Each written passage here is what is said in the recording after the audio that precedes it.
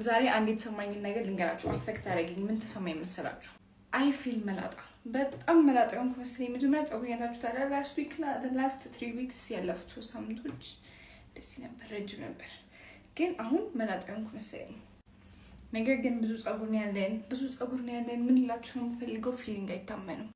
ሁሌ ፊሊንጎቻችሁን እያመናችሁ አፌክት እንዲያደርጓችሁ አትፍቀዱላችሁ። መላጣ ነኝ ማለት ይሄ ፀጉር ምንድን ነው? ይሄ መላጣ ይመስላል? does this look like መላጣ? it does not መች ስሜቶቻችሁን ማመን እንዳለባችሁ ማወቅ አለባችሁ። ፊሊንግስ ሁሌ የምትሰሟቸው ከሆነ ሙሉ ቀን አስተኝተው ምንም ሳትሰሩ ምንም ፕሮዳክቲቭ ሳትሆኑ አድርገው ነው የሚያወራችሁ። ስለዚህ ኢንቱዊሽን እና ፊሊንግስ two different things።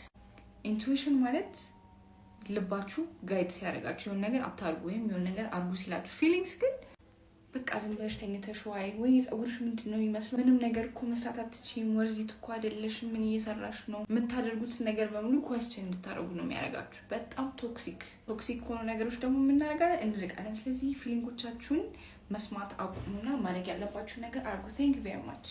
ፀጉሬ ግን ቆንጆ ነች እውነት።